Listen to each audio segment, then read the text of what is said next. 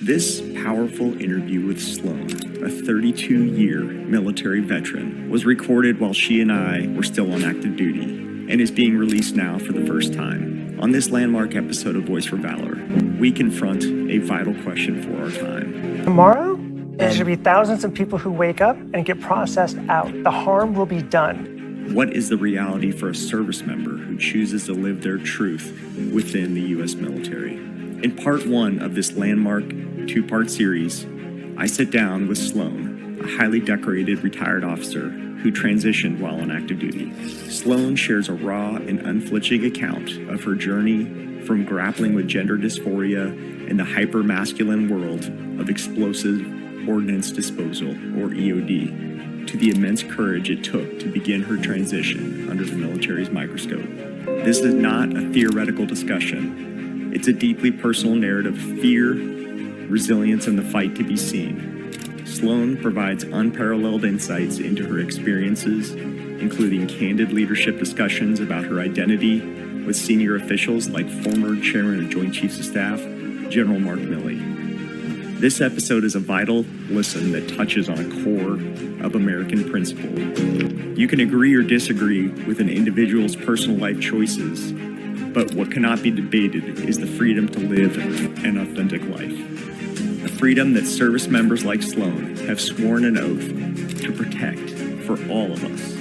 This is the human story behind the headlines, a story of service, identity, and the transformative power of living with courage. In this episode, you will hear about the weight of dysphoria, a personal in-depth explanation of gender dysphoria and the lifelong journey to self-acceptance. You will also hear transitioning under pressure, the immense personal and professional challenges of transitioning as a senior leader in the U.S. military. Also, leadership and acceptance, candid stories of interacting with top military leaders like General Milley, and about being a transgender service member. The power of storytelling, why sharing personal narratives is the most powerful tool to break down barriers and foster understanding in a divided world. And last, a life in EOD, an inside look at a distinguished career in one of the military's most dangerous and respected fields. Join us for a profound and necessary conversation that stands as a testament to courage and the fundamental importance of supporting every individual who takes an oath to serve. First off, Sloane, I want to thank you so much for coming over here. I know that this is such a controversial topic in our world, particularly in the military. And as I was preparing for you to come over here, I was thinking of some of my own experiences growing up as a young man. I grew up in a very religious family, and homophobia was a big part of our culture. So I grew up fearful of people different than me, whether that was a sexual orientation or looking different than me. I don't blame my parents. I know that it was just ignorance in general. But it took me living in Las Vegas. I was at the Walmart grocery store, and there was a very large, muscular man in heels and a wig and a halter top and a skirt, and it really made me feel uncomfortable. So I started to do some research about it, and I found out that there was a retired Navy SEAL that lived in Las Vegas, and he was kind of a spokesperson for the community, and I just started educating myself on it. And but it took that critical thought to research and try to find out and understand. So in your world, how do we educate that Mike from 15 years ago? How do we go about doing that? Yeah, well, all right. So Mike, let's just begin with the thank yous mutually, right? I'm so flattered that you'd asked me to sit down with you, and what I want to highlight is a word in all of those that you just said leading up to your question, and that is the word fear.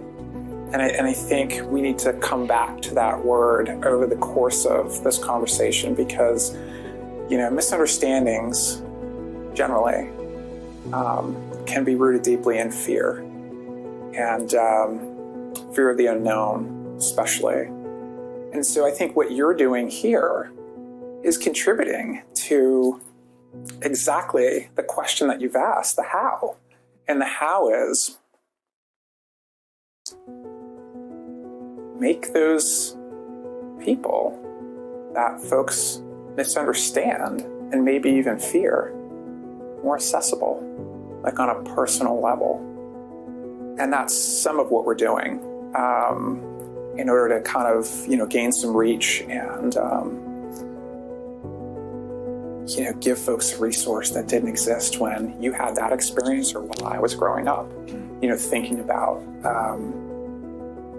what was going on with me. A theme for trying to make more accessible, right? Some real stories around people out there that are different. Before we came in our kind of green room time, a couple thoughts that we sort of, put out there on the kitchen counter. But one of those ideas and thoughts is around, I'll be quite honest with you, this is probably going to be a place where you do some edits, right? Because I'm kind of losing my train of thought a little bit here. Let me tell the story this way. Let me say it this way, right? Real people who want to understand more have an opportunity to interact with those that they can learn from in order to grow or to address fears that they have. And regrettably, out in the public domain right now, a lot of the misunderstanding around transgender people in America is being driven by fear. Now, I don't want to have any political discussions. I mean, that's really not what I want our focus to be here today in our conversation. But it's hard not to kind of avoid at least approaching those issues, because we're in a time where, the future for transgender Americans is soon to kind of, be determined based on how our presidential election unfolds over the next few weeks. Notice I didn't say the next week. Mm-hmm. It's going to be a little bit. I'm sure there'll be Stop the Steal and lots of discussions about court mandates and recounts, and so it's going to be a while. Yeah, but the way that I kind of intend to approach sharing my story, not just here, but in time, as I've grown more comfortable in myself and in really grasping what I think the most important narratives are in order to help real people understand what real life is for a real human like me. And I kind of go back to mainstream artist Chappell Roan. She is probably one of the most fastest growing pop phenomenons in our time right now. And she's a member of the queer community. I think her energy and her vibe is so fantastic. But she did an interview with Jimmy Fallon that left such an impression on me. And what Fallon drew out in that interview was what Chappell Roan's kind of been talked about as.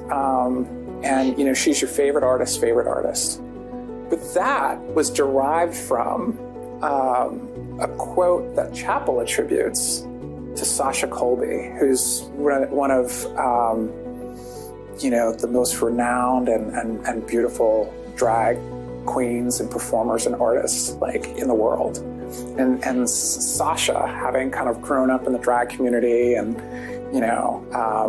become world famous, had someone kind of apply the moniker of being your favorite drag queen's favorite drag queen to her. So to me, my approach about storytelling, around what my experience is like in order to make it accessible to other people is, I want to be your favorite person's favorite trans person.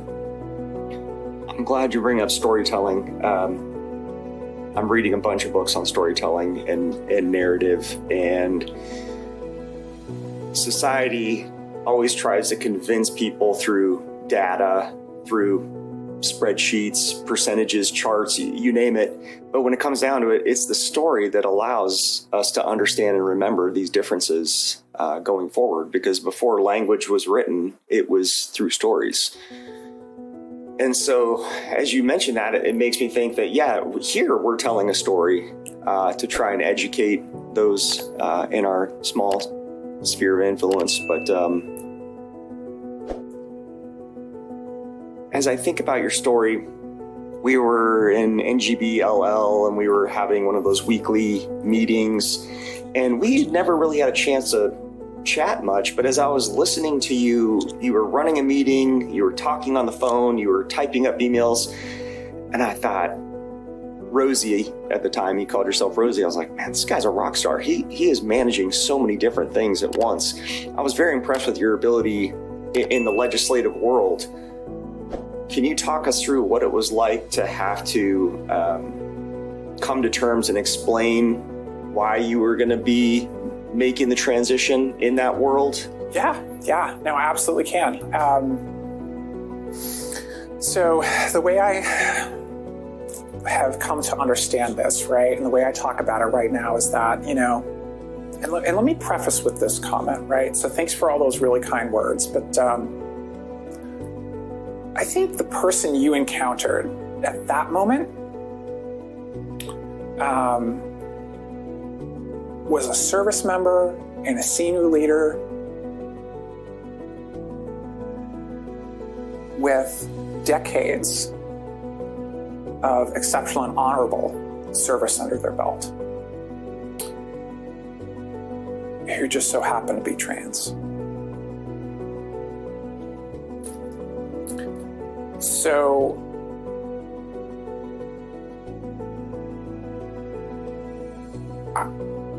I think when we talk about the science around being transgender, there's not a ton out there. And that's not surprising, right? Because, when the medical community applied very limited resources to issues of being transgender, being homosexual, and I don't speak to that history particularly well. But the point is, right, there's not been a lot of science and research dollars steered towards and focused on what gender dysphoria is, how it originates. But what I can tell you is it's very real. And gender dysphoria is that, disconnect between, at least as I describe it, what I knew in my head and my heart and how I existed in this world. How socially the world interacted with me, how physically my body was out of alignment with what I knew inside. And yeah, maybe someday, we'll get to a place where there is science that can back up what I know and you have seen manifest. But what I will tell you is that, right, when you suffer from gender dysphoria, not everyone has the same levels of distress in that incongruence between who they are and who they need to be. And what those sources of distress are vary. There is no checklist about being trans or how to transition. It's different in every situation and circumstance. But the other point, just taking a small step back, that I want to make is that when you're trans, when you are transgender and you suffer from gender dysphoria, that's not a choice. That is something that was inherent to me at birth. I didn't choose this. And you do get a few choices when you're trans, right? And you know, for me,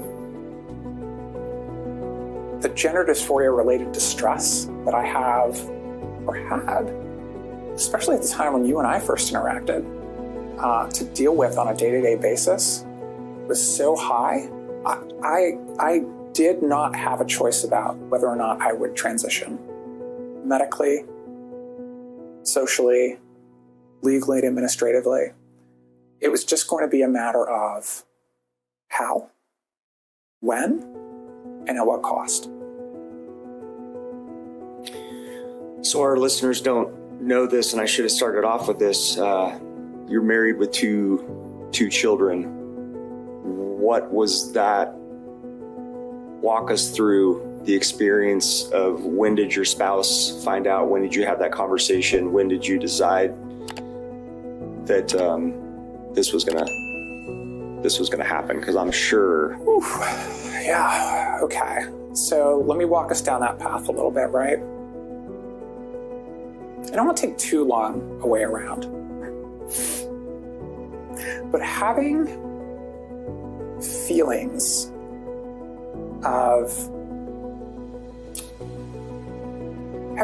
about having this incongruence in your gender identity and your gender expression, right? Gender identity, what I know inside, in my head and my heart, expression being how I move through the world. And having distress that drives that, right? So there's a long period of time where I knew there was a difference between my gender identity and my gender expression, going way back.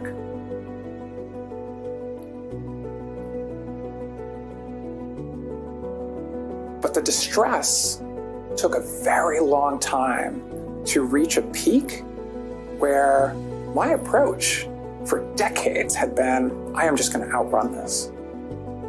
And I can do it. So it's okay for me to get married because I'm just going to outgrow this. I'm going to outrun this. Is that what you mean? Yeah.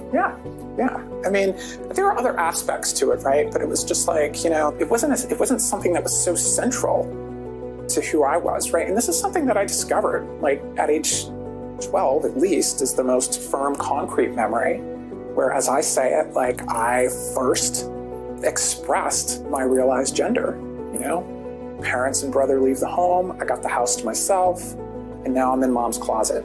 And now I'm in the bathroom in her makeup. And I'm looking in the mirror, seeing something reflected back at me that is absolutely more consistent with how I feel inside.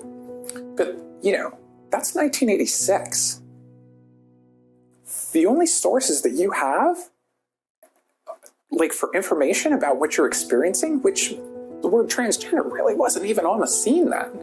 It was around cross-dressers and transsexuals and trannies, and like you could watch, you know, those daytime talk shows. Some of the Maury Povich show, you know, probably the more extreme, but maybe you see somebody on Donahue, right? But that's it. You know, and where do parents of transgender children in that period turn to help a child that they discover is presenting in a way that is inconsistent with how they were assigned at birth. Are your parents still alive? My dad's passed, my mom is still with us. When did your mom know or have suspicions? Well, I mean, in that same period, back in like 86, they came home early one time. So I had to dart in the bathroom, get changed, but when the knocks came on the door to open up, I didn't have the makeup off my face. So here I am trying to make the best, quickest excuse I can, you know, and it was to say, well, I'm trying to, you know, be a clown. Like I want to see what that would be like. It is not what was going on in the lead up to that moment. My wife, Heather, which you haven't met yet, she was a Radio City Rockette when we first met, and so she was performing in that world, and she started sharing stories with homosexual men that she worked with, and a lot of them were married, had a coming out, if you will, and some of them dissolved the marriages. right? And I wonder if this is a common theme that you think you will outgrow, outrun as you described that experience. Well, here's what can happen differently, right? And I think some of it is happening differently, right? Is our society is progressing, here in America specifically, and especially in certain states and places in our country where there's just more acceptance, there's more understanding, there's less fear, and so now we're in a time, right, that's different than our generation as we grew up, where kids have an opportunity to work with their parents and medical providers to address their gender dysphoria and access medical care, both, for their physical health, but as well as, their mental, emotional, and spiritual well-being, that can put them on a path that would be very different from mine, where they don't have to put off what they know at that young age until they get to a place like I did, where I'm, 50, and I am having experiences that have pushed me past the threshold that will demand, like I said, transitioning. As a military officer, and you mentioned EOD. How did you come about choosing EOD? Is it like, this is a badass job, so nobody will suspect that I have any sort of gender dysmorphia that you mentioned? How did EOD come about? Well, I don't know if I would say dysmorphia, right? Is that the wrong term? Where someone wouldn't recognize that you're transgender, right? And so I enlisted in December 1991. 17 years old. I hadn't had mom sign my enlistment papers into the 102nd Fighter Wing of the Massachusetts Air National Guard when they were flying F-15s, and formative experience. But this is actually kind of a ridiculous story. But let's make sure we come back to your point, right? Because there were absolutely choices that I made that I consider to be overcompensation for what I didn't understand, didn't have the words to describe, but felt, if that makes sense, right? So, okay, but here's the real story about how I get into EOD. So my senior year of high school, I'm in the Civil Air Patrol. We're in a squadron that is based out of an Army Reserve Armory in Taunton, Massachusetts. Got involved with that through some friends that I met in junior high school and kind of, became really close with in high school. And in fact, these are guys that were part of a group of the people that I've known longest, probably in this group of friends, the guy I've known longest. He and I met at the front door of the school bus at the end of the first day of kindergarten. Oh, wow. And we've been friends ever since, right? But he and a group of these guys that we've all been close to over all these years were in Key West, Florida back in April. And they got to meet me as me for the first time, some of them. And how was the experience? Exceptional. It was great. Yeah. And that guy was one of the two people who drove me off to the airport when I had to, back here to DC a little earlier than intended for this trip with them. And that guy is one of the guys that gave me a hug on the curb as I walked into the airport at Key West to come back north, right? So, but this EOD thing, right? So crazy. So that guy, among other friends, we're in Civil Air Patrol. There's a guy in the Civil Air Patrol whose last name is also Rose, no relation. And he's a member of the 102nd Fighter Wing of the Massachusetts Air National Guard. I didn't realize you started off Air National Guard or the Civil Air Patrol thing before you. And I'm trans, surprise! Yeah. So Lenny Rose, he, so he's in the wing, and he knew I needed, I was trying to find a way to pay for college, and I knew, the Guard was probably going to be the best approach because, in many states at the time, we had the tuition waivers for the state universities and colleges. So Lenny says, hey, listen, I know you don't have a car. Hop in with me. Come on down to the wing. I'll introduce you to, some of the guys in my shop. And he was a munitions loader. Now, Lenny was a pretty scrawny, skinny guy. And I was about the same stature and build at the time. And so it's all right, hey, let me introduce you around and, meet all these guys. And what do I know? I mean, this is the lead up to when I enlist in December of 1991. I'm like, well, Lenny, that looks good. Sounds great. Sign me up. Because I'm thinking like, okay, I don't have a car, so then I can get a ride, and then I can hang with somebody I know. So this could work out pretty well. This could be cool. So I can't remember if it was weeks or a month later, Lenny approaches me again before I actually enlist. And he goes, you know what? I'm actually going to change my AFSA, my Air Force Specialty Code. I'm going to move into this thing called EOD. And I'm like, what's that? He's like, oh, Explosive Ordnance Disposal. I go, oh, all right. Well, can I do that with you? And he's like, wow, we do have an opening, like in the flight, but you'd have to come down and get interviewed. Okay, no problem. So same drill. Go down to the wing, meet the team. And some of these NCOs, I mean, like, you know, formative experiences of my life spent like being raised by these EOD NCOs and the retirees that our presence on Cape Cod would attract, because EOD is just one of those communities where once you become a part of it, you're always a part of it. So Lenny has me meet the flight chief and, you know, his number 2, and we're walking around in the shop, and I'm like, wow, there's robots, there's guns, look at this cool high-speed gear. And so after they've kind of put the sales pitch on, they're like, all right, we'll come back into our training room and let's sit down and just have a conversation. And, you know, it was this tight little conference room space, and it's filled, the walls are just covered, and the floors, freestanding on the floors, covered with inert ordnance. Mm-hmm. And so what do? The awkward person that I was at age 17, I go to sit down in this chair. Somehow I slip back, lean back, and now I have knocked over like shelf upon shelf of ordnance. I'm like, huh, all right, guess I blew it. Needless to say, I didn't. They took me in, and I brought those enlistment papers home to my mom, and my mom's like, do you know what you're getting into? I'm like, I don't know. Lenny's doing it. You know, I finished high school, went off to basic training, went off to EOD school, and graduated from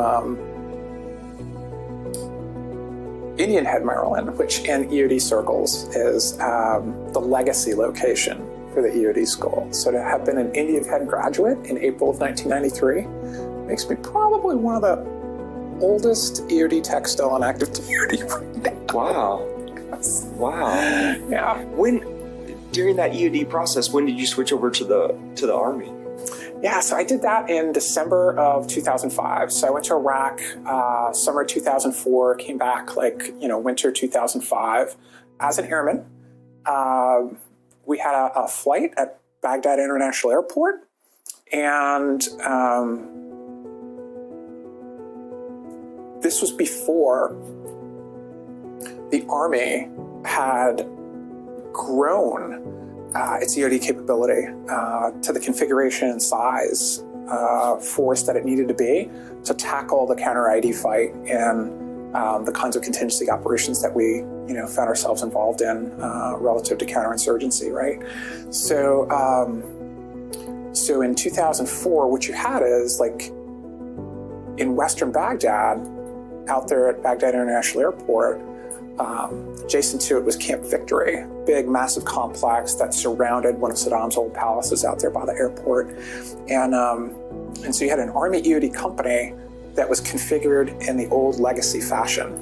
And so here they are, aligned with an Army division that's got 3 brigade combat teams that are conducting counterinsurgency operations all over Western Baghdad out to the Euphrates River. Forgive me if I've got the geography wrong, right? But to the west. And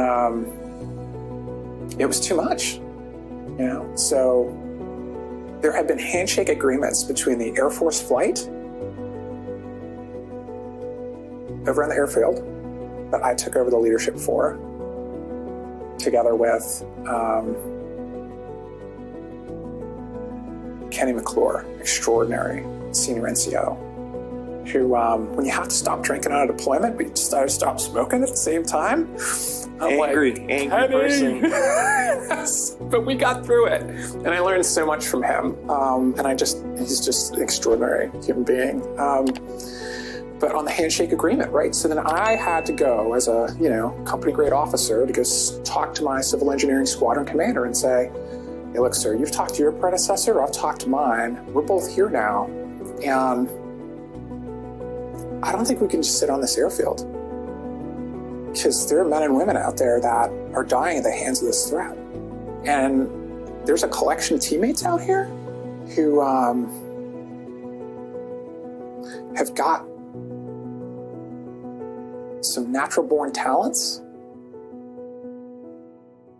the best training and equipment in the world. And we need to be in this. We can't watch it, we can't stand by and just watch it happen. So the Air Force guys were staying kind of behind the wire and the Army guys were more active, or? Well, I mean, that is by doctrine, what was supposed to happen. We were supposed to take care of the airfield, and the Army's supposed to be, out with the maneuver forces. And what we ended up doing is, the squadron commander gave me top cover, and we essentially aligned ourselves OpCon with that Army company, and we're given battle space to cover for a brigade combat team west of Baghdad. Navy took south of Baghdad. They had an equivalent unit size to ours. And so what you had is an Army EOD company that then became configured in a way because we said, hey, we'll plug in. Navy said, we'll plug in. And that's eventually what the Army doctrinally decided to go with, is a 3-platoon function for an Army EOD company. But it's supposed to be one company per brigade combat team, not one company for 3 brigade combat teams, and highly dense urban terrain. What's your most memorable EOD mission while you were there? Oh, yeah. It was the day I met Mark Milley. What was his rank at the time? Colonel. Colonel. Yeah, he was the commander of 2nd Brigade, 10th Mountain Division. And so how this went down is in the 2004 into 2005 timeframe, it was when the IED threat was changing and morphing into the vehicle-borne improvised explosive device kind of modality. So west of Baghdad, one of the challenges that you had, just to give a little context, is that you had really 3 sectors all coming together. You had a Army division based at Camp Victory, whose battle space pushed west. You had, I think it was an international, multinational division that came up from the south,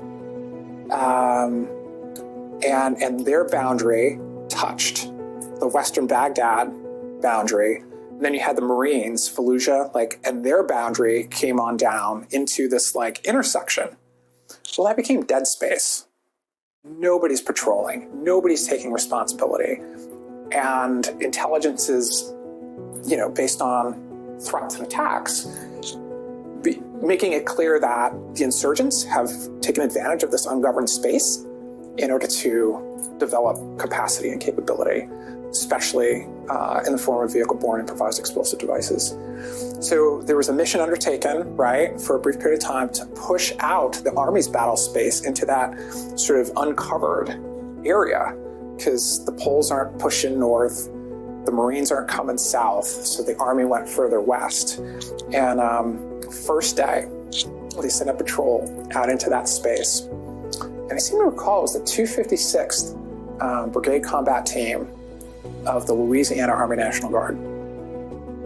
And they've got a patrol of Bradley fighting vehicles that are essentially surveying parts of the new battle space. And so you've got this patrol of armored vehicles bouncing down a road, as the story is told.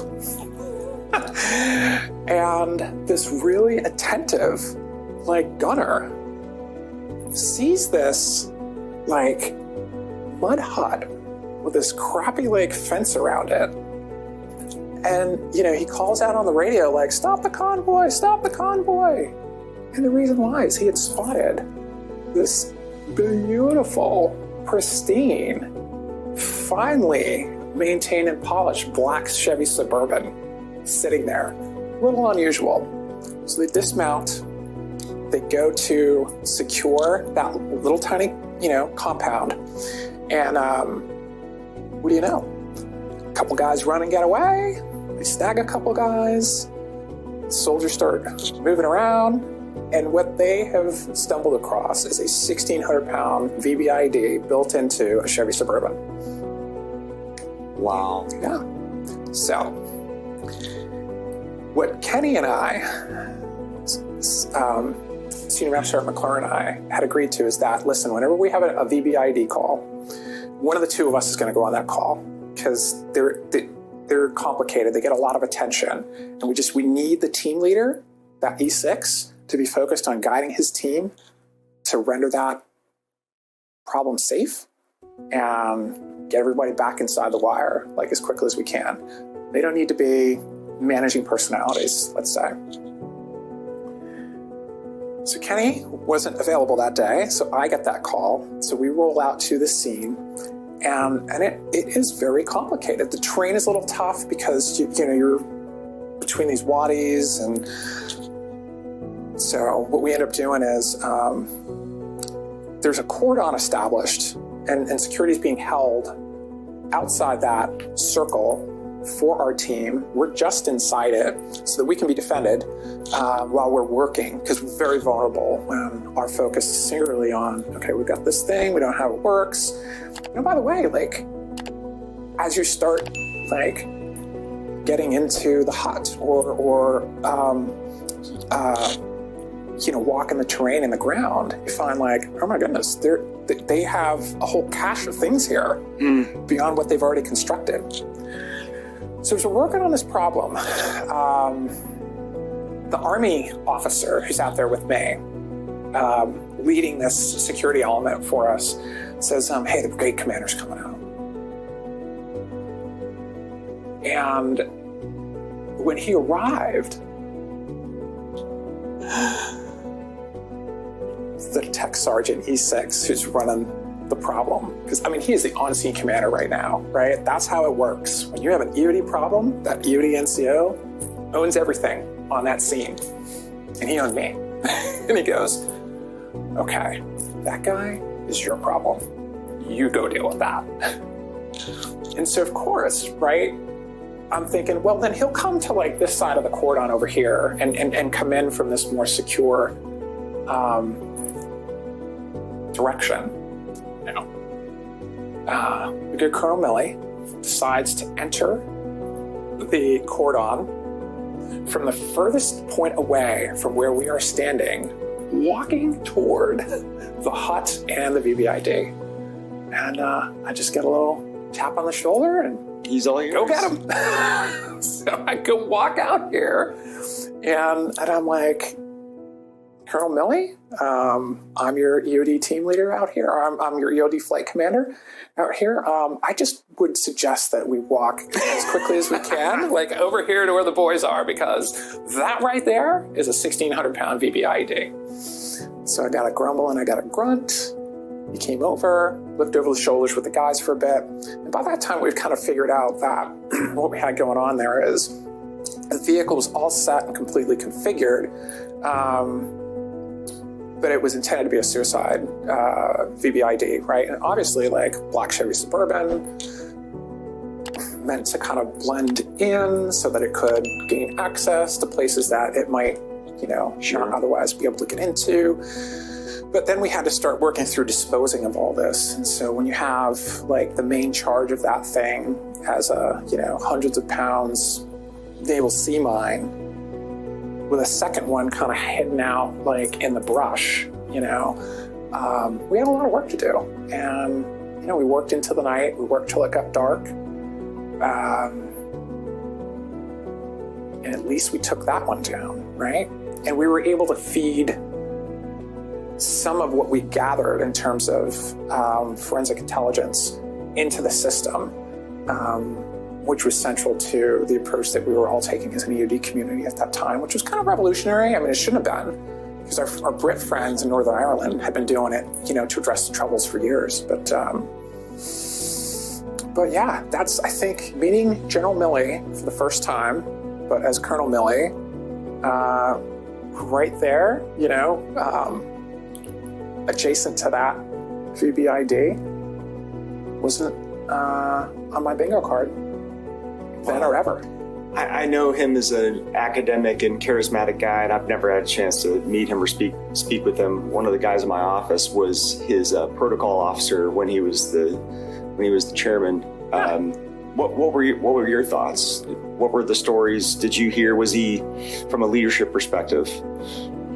Well, I mean, let me just talk to it in like practical ways. Like my interactions with him over time, it's really interesting, like how, I found myself like in his presence, at least 2 other times of note after that. And I never did make the connection with him between that incident when he was a brigade commander and I was leading an EOD team and those subsequent moments, right? But the next time I met General Milley, I was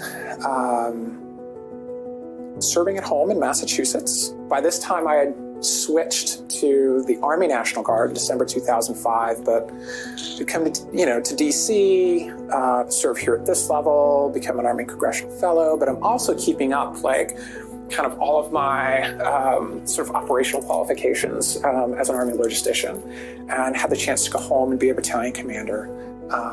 But as we had some turnover in the senior-most leadership of the Massachusetts National Guard with as you and I know it, the Adjutant General, who is the governor-appointed head of a National Guard in the state, when we had that turnover, because we had one who was promoted to a 3rd star and came here to Washington to lead the Air National Guard, his successor came to learn about my background and experience as a legislative liaison and the successes that I've met with in that part of my career. And so that new Adjutant General, wanted some help with trying to get on his feet in terms of relationships with federal elected officials, and then maybe to see how that would translate into reinvigorating a relationship with our state house, whether it was with our governor or the state legislature or, even cabinet agencies, at the state level. So that turned out to be quite a cool and interesting experience. But remind me of the question one more time. What were we trying to do there? From a leadership standpoint, I know that he's an academic and he's very General charismatic. Milley. Yes. I was just curious, All right. interaction-wise, if that's true. Got it. So, okay. So So the short answer is yes, but here's how I get there, right? So my second interaction, right, because I become the executive officer to this new Adjutant General, is our governor pulls General Keefe close as essentially like his senior military advisor, as he should, right? A governor is a commander-in-chief of a state's National Guard, and that senior military leader should be his advisor on military matters. And so in Massachusetts, we were trying to organize to compete to have the Air Force Futures Command come to Boston. And so General Keefe, and then by extension me, got pulled into this circle of people that were trying to help Commonwealth and the governor make that pitch. And so one of the stops along the way, when we accompanied the governor to some meetings in the Pentagon on this issue, was to see General Milley when he was serving as the Chief of Staff in the Army. So here we are, as I know it, to be in the same office that was occupied by George Marshall. And here is the hockey playing, gruff General Milley giving the governor of the Commonwealth a hard time. All in good fun, all in jest, but I don't know what to make of it as a, as a lieutenant colonel, kind of just sitting on the sidelines of a conversation like that. But it was pretty neat, right, to kind of see that come full circle, to be a part of the National Guard and to be able to accompany our commander-in-chief to go have an interaction with one of our service chiefs in the Pentagon. It was pretty neat. And then the third occasion was when I returned to the Pentagon to become a member of the chairman's staff that we refer to as the Joint Staff. And I was serving in the Directorate of Logistics, J4. For the first 13 months of that assignment, I worked in the National Military Command Center as one of the senior leaders responsible for the Global Joint Logistics Operations Center, synchronizing strategic logistics during the period of the Afghanistan non-combatant evacuation operation, with a small breather before we kicked off the push of military aid to Ukraine after Russia's incursion into their country. But it was during that latter phase, toward the end of my 13 months, where I just drew the short straw. And General Milley was having a conversation with his counterpart in Ukraine. And I became the person that was going to be the one to staff him on the logistics issues. And so here I am, right, sitting in his office, the chairman's office, this guy that I met, like on this, dirt patch west of Baghdad, Walking shadow through a of patch of IEDs. IEDs. Don't walk that way. Exactly. I'm like, come with me, please. And then here we are, and he's talking to General Zalewski, and we think we're going to get out of that meeting, and then in comes a call from a combatant commander. And so he flips immediately, into that conversation with that combatant commander, where he is drawing on that deep academic background and knowledge about war in the Pacific. And here's why that's relevant. So his dad was a Marine. And if I remember this right, his dad landed on Iwo Jima. Oh. And so one of the experiences I remember from taking Governor Baker to General Milley's office when he was Chief of Staff of the Army was when General Milley was walking us around the office, he pulled a jar off the shelf and he said, "This is the sand that my dad collected as a United States Marine from that beach." And so now, here he is talking with his combatant commander. But it's not just academic, it's also inherently personal. And because his dad and all of these people that his dad probably grew up with or got to know were killed or were maimed or are missing. And but to watch him school this fellow 4-star, not in a bad way, but to have a coherent, deep, thoughtful argument that really are driven around the issues of time, space, technology, tyranny of distance, logistics. And I'm just how did I get to be here? What? So those are my 3 big ones with General Milley.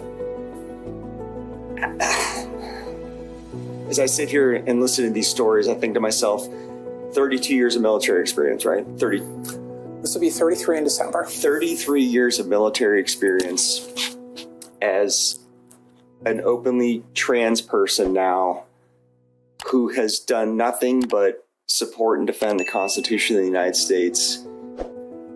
These are the types of stories that allow me to roll back and talk to that Mike Comoros from 15 years ago, right, in Las Vegas, and be like, this is why we serve. Why are we so fearful? You mentioned fear earlier as part of your theme. Why are we so fearful of those that are different than the majority?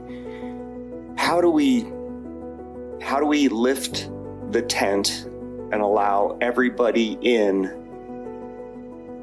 and get rid of this fear? Because recruiting and retention is so important, and to have somebody that's been in for 33 years who, if you hadn't lived with that secret, you might have never had the opportunity to serve. I may not have had the opportunity to serve. In advance of being sworn in December 1991, just like everybody else, I had to go to the military entrance processing station. had to fill out a questionnaire. And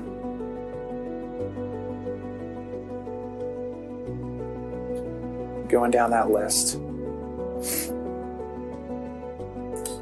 and I'm asked whether or not I engage in transvestism. That's a question at MEPS. In December 1991. And that's a diagnosable deviant mental condition as it's defined at that time in the diagnostic manual that's used by the psychology and psychiatric community in America. Things have since changed. But when I had to indicate my answer to that question, it was about, okay, like, this is one of those turning points, right?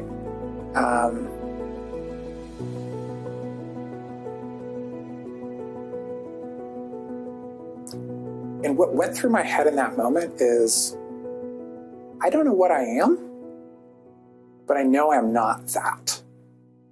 Because I know what that word means, and that's not me. So my answer to this question is no. Time to raise my hand and go serve. I'm so sorry that you've had to struggle with this. And I'm so thankful for your service. Thanks, Mike. We have just got to educate everybody to be more accepting and less division. We're just going through such a divisive time right now. Now, granted, devil's advocate from a recruiting and retention standpoint, sure, we're also losing some of our traditional recruits from some of these communities because, quote unquote, wokeism. So how do we explain, guys, gals, this isn't wokeism. We're just trying to be more inclusive for everyone. But we are losing some of our, particularly in the Army, we are losing some of our recruiting grounds, if you will, based on wokeism, or we're overcorrecting and focusing on the 1% rather than the majority. How do we bring those together to realize that it's for everyone? I reflect on that question so much, and I'm glad that you do too, right? Because this is just, I think it's a really important one.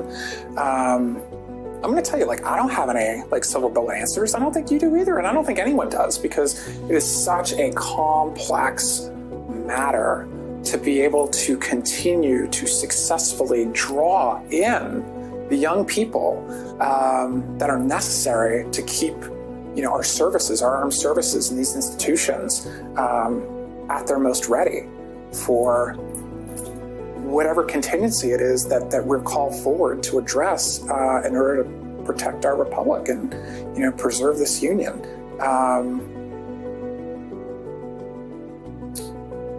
Today's politics, let me start there, right, aren't helpful, but it's what they are. How we got there and what are the things that are contributing to that divisiveness? I think those are good questions to ask and to explore. And, but what I do want to point out is that, it's really evident, it's been reported publicly and widely that, we've got other actors in this world of ours who are introducing